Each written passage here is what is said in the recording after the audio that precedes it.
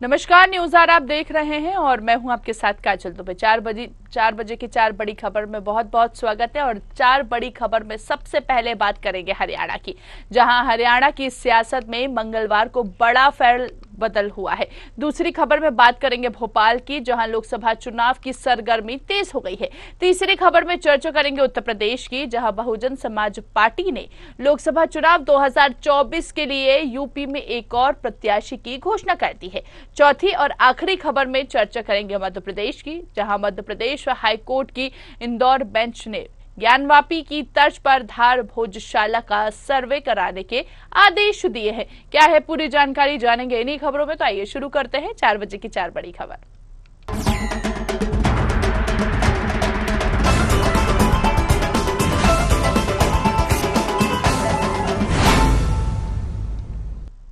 हरियाणा की सियासत में मंगलवार को बड़ा फेरबदल हुआ है। नायब सिंह सैनी हरियाणा के नए मुख्यमंत्री होंगे। वे मंगलवार शाम 5 बजे मंत्री पद की शपथ लेंगे। इससे पहले मुख्यमंत्री मनोहर लाल खट्टर ने पद से इस्तीफा दे दिया था।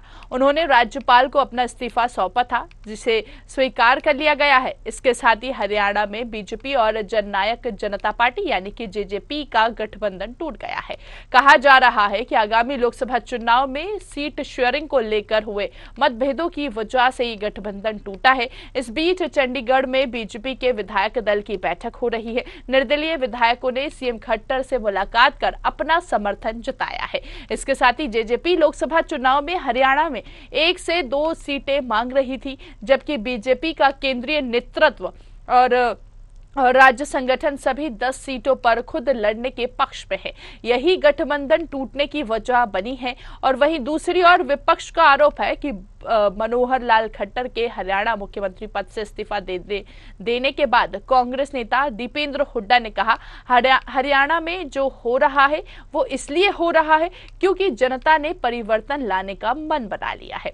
राज्य में मौजूदा सरकार से जनता परेशान है। हरियाणा में बदलाव तय है। हम घटनाक्रम पर कड़ी नजर रख रहे हैं। हो जाएगा, उसके बाद इस पे विस्तार से हम अपनी बात कहेंगे। लेकिन जो हरियाणा में जो सब हो रहा है वो हरियाणा के जन भावना के दबाव में हो रहा है। और हरियाणा की जन भावना, जनता ने मन परिवर्तन का बना लिया है।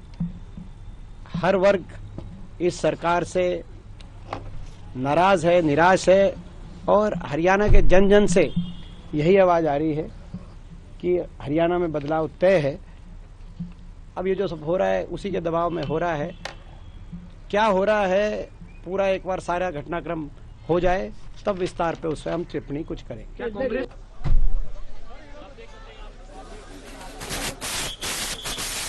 चलिए ज्यादा बातचीत करेंगे। फोन लाइन पर एयर द्विवेदी जी का रुख करेंगे, वरिष्ठ पत्रकार है। द्विवेदी जी बहुत स्वागत है न्यूज आर में आपका। सुन पा रहे हैं आप मुझे? जी धन्यवाद। जी यहाँ पर देख रहे हैं हम लोकसभा चुनाव में कहीं ना कहीं सीट शेयरिंग को लेकर मतभेदों की वजह से ये गठबंधन टूटा है। अब ये गठबंधन तो टूट गया है, आखिर इसका चुनावी फायदा कौन सी पार्टी को मिलता हुआ नजर आएगा? देखिए, निश्चित तौर पर कहीं ना कहीं लोकसभा चुनाव बहुत नजदीक आ गए हैं। कुछ ही समय में आदर्श आचार संहिता की घोषणा होनी है और सीट शेयरिंग को फॉर्मूले को लेकर लगातार मंथन और चर्चा का दौर केंद्रीय नेतृत्व में लगातार जारी है। लेकिन कहीं ना कहीं इस बार प्रयास भारतीय जनता पार्टी का ये है कि ज्यादा से ज्यादा स्वयं की सीटों पर चुनाव लड़ा जाए और सीट शेयरिंग को लेकर इसलिए ज्यादातर मतभेद सामने आ रहे हैं।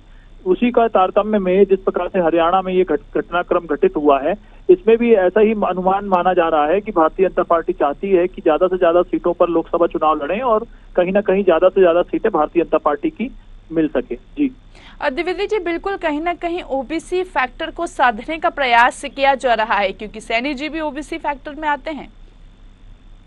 हाँ, निश्चित तौर पर देखिए, आपने पूर्व में देखा होगा जिस प्रकार से राहुल गांधी की रैली हुई थी और पूरा जो घटनाक्रम घटित हुआ था उसमें कहीं ना कहीं ओबीसी को लेकर के उन्होंने लगातार बयान दिए थे कि जो पूरा मंत्रालय है केंद्र में वो कहीं ना कहीं ओबीसी के जो सेक्रेटरी हैं और अन्य लोग हैं वे चला रहे हैं। दूसरी ओर अगर हम बात कर लेते हैं तो भारतीय जनता पार्टी भी कहीं ना कहीं ओबीसी फैक्टर को किस प्रकार से आने वाले लोकसभा चुनावों को लेकर के बुनाएंगे, इसको लेकर के भी कहीं ना कहीं मंथन और चर्चा का दौर जारी हुआ होगा। उस तारतम्य में उन्होंने जो ये परिवर्तन किया है इसमें भी ऐसे कयास लगाए जा रहे हैं कि किस प्रकार से ओबीसी फैक्टर को आने वाले चुनाव में बुनाया जाए।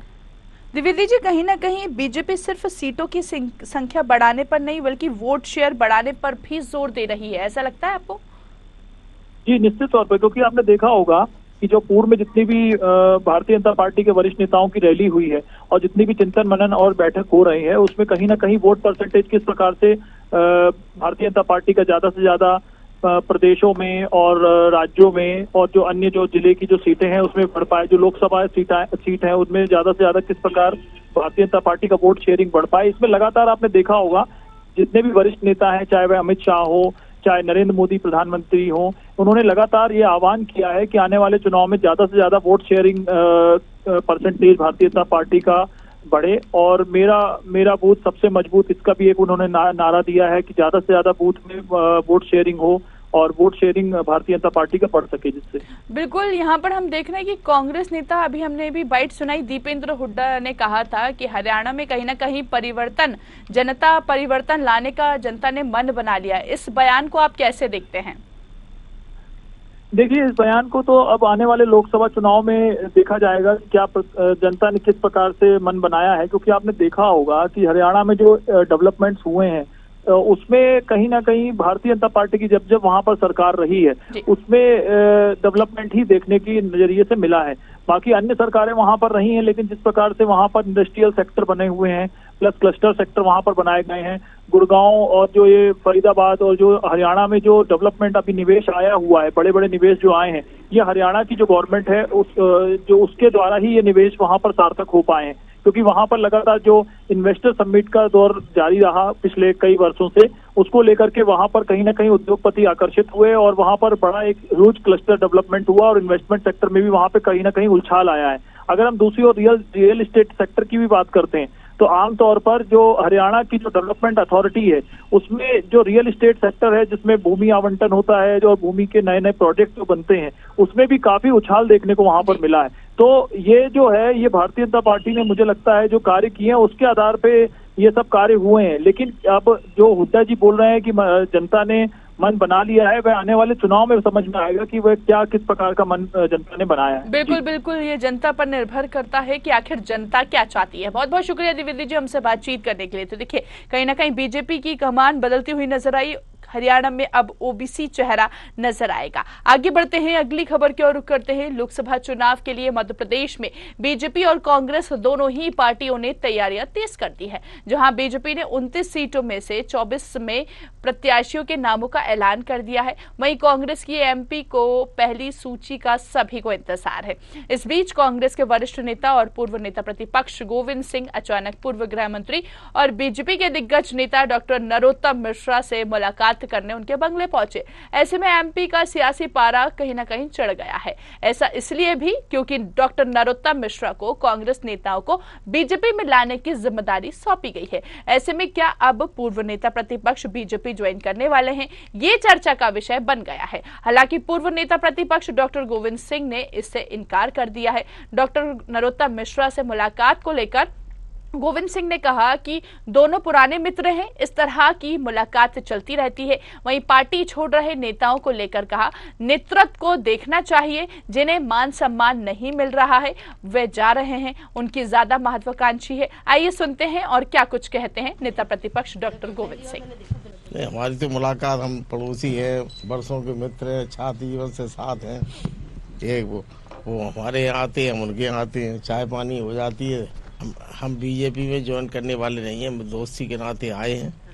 और अगर कोई बात होती तो हम तो पहले ओपन करते हैं, आप लोगों को ओपन कर देंगे कोई बात होगी। वैसे कोई बात नहीं है, मैं कांग्रेस में हूँ, कांग्रेस में रहूँगा। मौसम का असर नहीं पड़ रहा? कोई असर नहीं। बहुत सारे बड़े नेता भी कांग्रेस छोड़ के आ गए हैं, अब जा रहे हैं। ऐसे समय में आप मिलने आए हो तो इसलिए नहीं, हम कब नहीं मिलते थे, हम चुनाव के बाद ही मिल चुके कई बार। मिलना जुलने से क्या राजनीति बदलती है? सर, कांग्रेस के नेताओं को छोड़ के कई पूर्व अधिकारियों को टिकट देने को लेकर भी रायशुमारी हो रही है पूर्व अधिकारियों से। ऐसा ये काम जीतू पटवारी जी की अध्यक्षता में है और हमारे उमंग सिंह आ रहे हैं। आप कैसे देखते हैं? मैंने इसलिए नहीं है कि मैं ज्यादा इस दौड़ में हूँ नहीं, कौन क्या, हम तो पार्टी के कार्यकर्ता हैं, काम करें। चलो। तो लोकसभा चुनाव के लिए मध्य प्रदेश में बीजेपी और कांग्रेस दोनों ही पार्टियों ने तैयारियां तेज कर दी है और ऐसे में देखिए पूर्व गृह मंत्री और नेता प्रतिपक्ष डॉक्टर गोविंद सिंह की मुलाकात के क्या मायने निकाले जा रहे हैं ये तो देखने वाली बात है। लेकिन कहां हम देख रहे हैं कि बीजेपी ने 29 सीटों में से 24 में से प्रत्याशियों के नामों का ऐलान कर दिया है, तो वहीं कांग्रेस की एमपी को पहली सूची का सभी को इंतजार है। इस बीच कांग्रेस के वरिष्ठ नेता और पूर्व नेता प्रतिपक्ष गोविंद सिंह अचानक पूर्व गृह मंत्री और बीजेपी के दिग्गज नेता डॉक्टर नरोत्तम मिश्रा से मुलाकात करने उनके बंगले पहुंचे। चलिए ज्यादा बातचीत करेंगे, सहयोगी कृष्णा का रुख करेंगे, हमारे साथ लाइव जुड़ चुके हैं। कृष्णा, सबसे पहले जानना चाहेंगे आपसे कि आखिर क्या मायने निकाले जा रहे हैं इस मुलाकात के?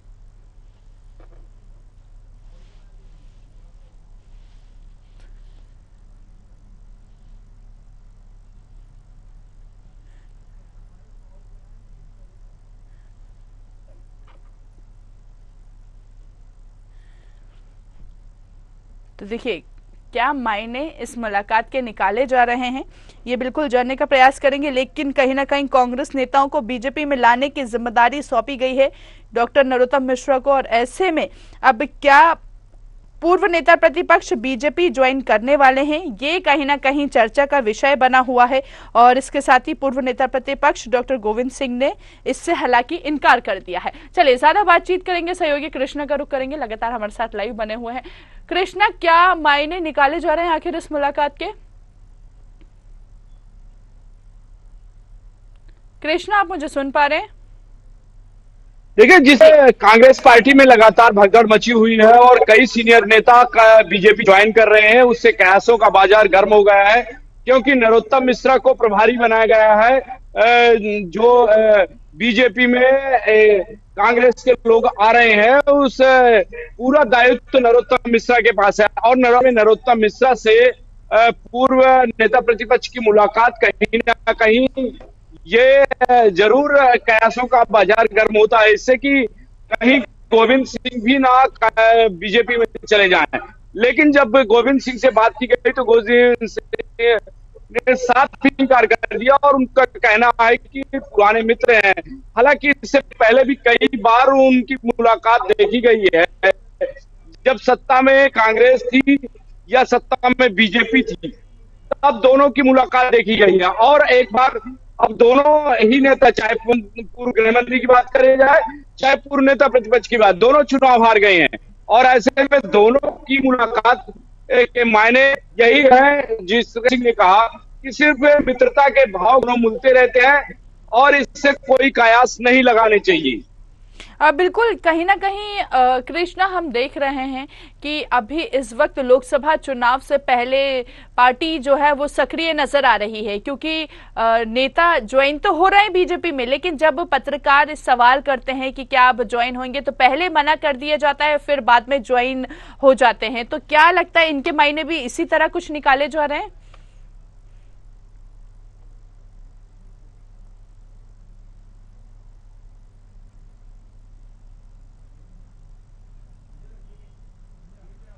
चलिए ठीक है, कृष्णा को हमारी आवाज नहीं पहुंच रही है, तो देखिए यहाँ पर अब कहीं ना कहीं ये मुलाकात के मायने काफी खास निकाले जा रहे हैं। हालांकि जब पत्रकारों ने सवाल किया गोविंद सिंह से तो उन्होंने इनकार कर दिया है बीजेपी में ज्वाइन होने से। चलिए आगे बढ़ते हैं, अब अगली खबर की ओर रुख करते हैं। बहुजन समाज पार्टी ने लोकसभा चुनाव 2024 के लिए यूपी में एक और प्रत्याशी की घोषणा कर दी है। बसपा ने कन्नौज लोकसभा सीट से अखिल अहमद पट्टा को उम्मीदवार बनाया है। बता दें कि अखिल अहमद पट्टा कानपुर देहात जिले के रसूलाबाद के निवासी हैं। अब तक बसपा की तरफ से 4 प्रत्याशियों की घोषणा की गई है, सभी प्रत्याशी मुस्लिम हैं। इससे पहले बसपा ने मुरादाबाद, अमरोहा और पीलीभीत से अपने प्रत्याशियों की घोषणा की थी। मुरादाबाद सीट से इरफान सैफई, अमरोहा से मुजाहिद हुसैन और पीलीभीत से पूर्व मंत्री अनिस अहमद खां फूल बाबू को टिकट दिया है। अब बता दें आपको कि अल्पसंख्यक वर्ग को साधने की कोशिश तमाम राजनीतिक दल करते दिख रहे हैं। भाजपा अल्पसंख्यक महिला और पसमानदा वोट बैंक पर अपनी नजर गड़ाए हुए है। इसके साथ ही सपा की दावेदारी पिछले चुनाव की तरह एक बार फिर मुस्लिम वोट बैंक पर है। वहीं मायावती इस वोट बैंक में अपनी हिस्सेदारी पाने की भी पूरी कोशिश कर रही हैं। कुछ इसी प्रकार का प्रयास कांग्रेस पार्टी का भी है। चलिए ज्यादा बातचीत करेंगे और ज्यादा बातचीत के लिए सहयोगी का भी रुख करने का प्रयास करेंगे, लेकिन आपको बता दें कि बहुजन समाज पार्टी ने लोकसभा चुनाव 2024 के लिए यूपी में एक और प्रत्याशी की घोषणा कर दी है। बसपा ने कन्नौज लोकसभा सीट से अकील अहमद पट्टा को उम्मीदवार बनाया है और इसके साथ ही साथ अब कहीं ना कहीं, और अगर बात करें बसपा की, तो बसपा की तरफ से 4 प्रत्याशियों की घोषणा की गई है जो कि सभी मुस्लिम वर्ग के हैं। अब भाजपा अल्पसंख्यक महिला और पसमानदा वोट बैंक पर अपनी नजर गड़ाए हुए है और ऐसे में अल्पसंख्यक वर्ग को साधने की कोशिश तमाम राजनीतिक दल करते हुए दिख रहे हैं। सपा की दावेदारी भी पिछले चुनाव की तरह ही एक बार फिर मुस्लिम वोट बैंक पर नजर आई। चलिए ज्यादा बातचीत करेंगे, सहयोगी प्रशांत का रुख करेंगे, हमारे साथ लाइव जुड़ चुके हैं। प्रशांत, कहीं ना कहीं अब लोकसभा चुनाव से पहले अल्पसंख्यक वर्ग को साधने की कोशिश तमाम राजनीतिक दल करते हुए नजर आ रहे हैं, कैसे देखते हैं इसे आप? और बिल्कुल देखिए, उत्तर प्रदेश में लोकसभा चुनाव है तो ऐसे में लगातार जो अन्य दल हैं वो कहीं ना कहीं अब वोटों को साधने की कोशिश कर रहे हैं, चाहे भारतीय जनता पार्टी हो या फिर बहुजन समाज पार्टी हो या फिर समाजवादी पार्टी हो, कांग्रेस हो, सोहेल भारतीय समाज पार्टी हो या अपना दल सोनेलाल पटेल हो और इसके साथ ही निषाद पार्टी, सब कहीं ना कहीं जो निर्णायक वोट है उस पर यहाँ नजरें गड़ाए हुए। तो ऐसे में खासकर अगर उत्तर प्रदेश में देखा जाए 2014 के चुनाव के लोकसभा में हो या फिर 2017 का विधानसभा चुनाव हो, 19 का लोकसभा चुनाव हो, 2022 का यहाँ पर चुनाव हो, ये जो 4 चुनाव रहे हैं, 2 लोकसभा और 2 विधानसभा, यहाँ भारतीय जनता पार्टी ने अल्पसंख्यक वोटों के हिस्सेदारी के आधार पर जो मत प्राप्त किए उससे भारतीय जनता पार्टी की यहाँ प्रचंड जीत हुई और केंद्र में 2 बार की सरकार बनी और राज्य में 2 बार की सरकार बनी। मुस्लिम वोट बैंक को लेकर उत्तर प्रदेश में खासी नजर रख रही हैं तमाम दलों की जो राजनीतिक हस्तियां हैं। तो ऐसे में वोटों को लेकर एक गणित का ताना बाना यहाँ बुना जा रहा है कि लोकसभा में किस प्रत्याशी को यहाँ टिकट दिया जाए। तो बहुजन समाज पार्टी ने अपनी पहली लिस्ट में 4 प्रत्याशियों की घोषणा की है, जिसमें जो कन्नौज लोकसभा क्षेत्र है वहां से अकील अहमद पट्टा को टिकट दिया गया है। अकील अहमद पट्टा जो है समाजवादी पार्टी के नेता भी रहे हैं और बहुजन समाज पार्टी में भी रहे हैं, दोनों दलों में इनकी राजनीतिक हिस्सेदारी रही है। तो अब यहाँ से बहुजन समाज पार्टी ने उन्हें टिकट दिया है कन्नौज लोकसभा में। हालांकि समाजवादी पार्टी यहाँ किसको उतारती है अभी जो है तस्वीर साफ नहीं हुई, लेकिन यहाँ पर भारतीय जनता पार्टी के सुब्रत पाठक जो वर्तमान में सांसद हैं उनसे टक्कर होगी इनकी। साथ ही अगर पीलीभीत सीट की बात की जाए तो यहाँ पूर्व मंत्री अनीस अहमद खां और फूल बाबू को यहाँ पर दिया गया है टिकट। अनीस अहमद जो है पूर्व राज्य मंत्री रह चुके हैं, इनका बड़ा नाम है। अब ये कितने मत वहां से प्राप्त कर सकते हैं, अल्पसंख्यक वोट हो, अनुसूचित वोट हो या सामान्य वोट हो, ये तो आने वाले समय में ही परिणाम बताएगा। वहीं मुरादाबाद की बात की जाए, मुरादाबाद और अमरोहा में प्रत्याशियों की घोषणा की गई। मुरादाबाद सीट से यहाँ पर इरफान का नाम आया है, अमरोहा से मुजाहिद हुसैन। ये 4 जो बहुजन समाज पार्टी ने प्रत्याशी घोषित करके उत्तर प्रदेश में अल्पसंख्यक वोटों को साधने का काम करने का एक नया निर्णय लिया है। अभी क्योंकि 80 लोकसभा सीटें हैं तो ऐसे में केवल अभी 4 लोकसभा सीटों की घोषणा हुई है। यहाँ अभी 76 लोकसभा सीटें बाकी हैं क्योंकि 17 लोकसभा यहाँ पे जो अनुसूचित जाति के लिए रिजर्व हैं। तो इनमें भी देखने को मिलेगा कि बहुजन समाज पार्टी किस आधार पर यहाँ प्रत्याशियों को उतारती है। उत्तर प्रदेश में अगर समाजवादी पार्टी को देखा जाए वह भी लगातार मुस्लिमों को रिझाने की कोशिश कर रही है। तो वहीं भारतीय जनता पार्टी की बात की जाए तो भारतीय जनता पार्टी लगातार पासमानदा मुस्लिम समाज को अपनी ओर आकर्षित करने को लेकर तमाम आयोजन कर रही है, अभियान चला रही है। इसके साथ घर घर संपर्क अभियान भी चला रही है। इसके साथ ही लाभार्थी योजनाओं के माध्यम से ऐसे समाज के लोगों को आगे लाने का काम भी भारतीय जनता पार्टी ने किया है। और जो भारतीय जनता पार्टी का अल्पसंख्यक मोर्चा है वह जाकर केंद्र और राज्य सरकार की जो नीतियां हैं जिसमें जात विहीन और धर्म विहीन जो योजनाओं का लाभ दिया जा रहा है वह काम किया जा रहा है। तो ये जो मजबूती है भारतीय जनता पार्टी कहीं ना कहीं फायदा करेगी। तो वही बहुजन समाज पार्टी 1984 से लेके और लगातार बहुजन समाज पार्टी का गठन हुआ है, उसके पैसे चाहे DS4 रही हो या फिर बामसेप चलाई हो, यहाँ पर BSP संस्थापक कांशीराम ने, वह सब भी बताने का काम किया जा रहा है कि BSP मुस्लिम समाज को साथ में लेकर चलती है, क्योंकि BSP एक राष्ट्रीय पार्टी है। ऐसे में देश के कई कोनों में मुस्लिम वोट बैंक BSP के पास है। समाजवादी पार्टी के पास एक बहुत बड़ा वोट बैंक यहाँ मुस्लिमों का माना जाता था। खासकर जो मंदिर मस्जिद का मुद्दा था और यहाँ कारसेवकों पे गोली चलवाने का मुद्दा जो रहा है, वो उस कारण से भारतीय जनता पार्टी एक मुद्दा अलग बनाती थी, हिंदुत्व का मुद्दा, और तो वहीं समाजवादी पार्टी यहाँ मुस्लिमों को साथ लेने का वादा करती थी। तो वो जो कारसेवकों के ऊपर गोली चलवाने का, तो वहां से जो अल्पसंख्यक वोट था वो सबको मिलता रहा। लेकिन इसमें सबसे पहले भारतीय ने सेंध लगा दी 2014 के चुनाव में, इसके साथ 17 के विधानसभा चुनाव में, 19 के लोकसभा चुनाव में, 22 के विधानसभा चुनाव में, 24 में भी जो है यहाँ भारतीय जनता पार्टी जातवीन और धर्मवीन योजनाओं का लाभ अल्पसंख्यक समाज को देने का जो काम किया है वह मजबूती से यहाँ खड़ा दिखाई देगा। हालांकि इस वोटों पर तमाम दलों की नजर है, लेकिन बहुजन समाज पार्टी ने पहली लिस्ट में कहीं ना कहीं उत्तर प्रदेश के मुसलमानों को रिझाने का काम किया है। चलिए ठीक है सर, प्रशांत बहुत बहुत शुक्रिया हम तक जानकारी पहुंचाने के लिए। अब यहाँ पर प्रयास तो किया जा रहा है पार्टी की तरफ से, तमाम राजनीतिक दल प्रयास कर, अब देखने वाली बात यह होगी कि आगामी समय में ये प्रयास कितने अच्छे साबित हो पाते हैं। आगे बढ़ते हैं, अगली खबर की ओर रुख करते हैं। मध्य प्रदेश हाईकोर्ट की इंदौर बेंच ने ज्ञानवापी की तर्ज पर धार भोजशाला का सर्वे कराने के आदेश दिए हैं। इस मुद्दे पर सुनवाई के बाद कोर्ट ने आर्कियोलॉजिकल सर्वे ऑफ इंडिया को 5 एक्सपर्ट की टीम बनाने को कहा है। इस टीम 6 सप्ताह में अपनी रिपोर्ट कोर्ट में पेश करेगी। हाईकोर्ट ने इस वैज्ञानिक सर्वे को GPS तरीके से करने के लिए कहा है। बता दें कि भोजशाला को मां सरस्वती का मंदिर माना जाता है, तो वही मुस्लिम इसे मस्जिद बताते हैं। इसका विवाद भी लंबे समय से चला आ रहा है। हिंदू संगठन के लोग बताते हैं कि धार की ऐतिहासिक भोजशाला उसके नाम से ही स्पष्ट है कि ये राजा भोज की ओर से स्थापित सरस्वती सदन है। यहाँ शिक्षा का एक बड़ा संस्थान हुआ करता था। बाद में यहाँ पर राजवंश काल में मुस्लिम समाज को नमाज के लिए अनुमति दी गई, क्योंकि ये इमारत अनुपयोगी पड़ी थी। पास में सूफी संत कमाल मौलाना की दरगाह है। ऐसे में लंबे समय से मुस्लिम समाज में नमाज अदा करने का कार्य करते रहे। परिणाम स्वरूप पर दावा करते हैं कि ये भोजशाला नहीं बल्कि कमाल मौलाना की दरगाह है। तो बता दें आपको कि मध्य प्रदेश हाईकोर्ट की इंदौर बेंच ने ज्ञानवापी की तर्ज पर धार भोजशाला का सर्वे कराने के आदेश दिए हैं। इस मुद्दे पर सुनवाई के बाद कोर्ट ने आर्कियोलॉजिकल सर्वे ऑफ इंडिया को 5 एक्सपर्ट की टीम बनाने को भी कहा है। चलिए रमेश जी का रुख करेंगे, हमारे साथ वरिष्ठ पत्रकार जुड़ गए हैं। रमेश जी, बहुत स्वागत है न्यूज आवर में आपका। सुन पा रहे रमेश जी आप मुझे? मुझे आपकी आवाज आ रही है। जी जी, सबसे पहले रमेश जी जानना चाहेंगे आखिर भोजशाला विवाद क्या है? देखिए, मोटे तौर पर ये विवाद काफी वर्षों से चल रहा है और मैं समझता हूँ ये विवाद आज स्वतंत्रता से भी आजादी से पहले चल रहा है। ये माना जाता है कि वहाँ पर भोजशाला थी और भोजशाला में एक विशाल सरस्वती देवी का मंदिर था और एक विद्यालय वहाँ पर चलता था जिसमें कि बच्चे रहते भी थे, टीचर भी थे, मतलब एक वो चलता था, एक गुरुकुल चलता था। ये परंपरा थी। आगे चल करके जब सल्तनत काल वहाँ पर आया तो उसको विध्वंस कर दिया। तो कई दिनों तक वो उजाड़ पड़ा रहा, क्योंकि मालवा पर सुल्तानों का कब्जा हो गया था, अलग अलग सुल्तान से यहाँ से, तो वो उजाड़ पड़ा रहा।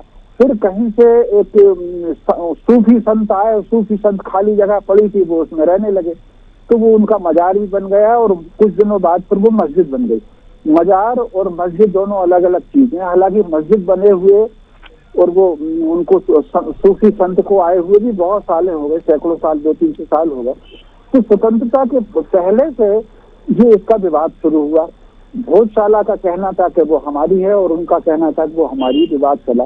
कई बार वहां पर अगर शुक्रवार वाले दिन बसंत पंचमी पड़ गई, सरस्वती पूजन वाला दिन पड़ गया शुक्रवार वाले दिन, तो उस पर कई बार वहां पर तनाव उत्पन्न हुआ, कर्फ्यू भी लगा हुआ है, लाठीचार्ज भी हुआ है, गिरफ्तारियां भी हुई हैं।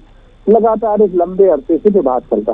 अब लंबे अरसे से विवाद चल रहा है, तो विवाद को समापन करने के दो ही तरीके होते हैं, या तो दोनों पक्ष बैठ करके कोई रास्ता निकाल लें कि भाई ये है, ताकि झंझट ना हो, क्योंकि दोनों को रहना भाई है, तो दोनों पक्ष रास्ता निकाल लें, या फिर कोई कानून का मदद हो। तो अब ये याचिका लगी तो अदालत ने अब उसका सर्वे करने को ये कहा हुआ है, तो पुरातत्व विभाग को दिया है, और इसी तरह का समाधान अयोध्या में निकला। अयोध्या में भी 500 साल संघर्ष चला, अंत में फिर पुरातत्व का सर्वे हुआ। पुरातत्व के सर्वे में सब तरह के लोग थे, उसमें के मोहम्मद भी थे पुरातत्वविद का, और जज में भी थे, उसमें भी एक मुस्लिम समाज के एक जज थे।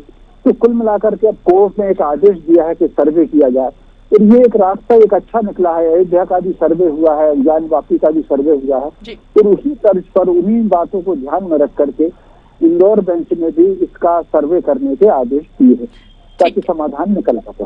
चलिए ठीक है, बहुत बहुत शुक्रिया रमेश जी हम तक जानकारी पहुंचाने के लिए। तो देखिए अब यहाँ पर मध्य प्रदेश हाईकोर्ट के आदेश पर यहाँ पर सर्वे की जो प्रक्रिया है वो चलती हुई नजर आई है। 4 बजे की 4 बड़ी खबरों में इतना ही। दीजिए इजाजत, देखते रहिए न्यूज़ 8। नमस्कार।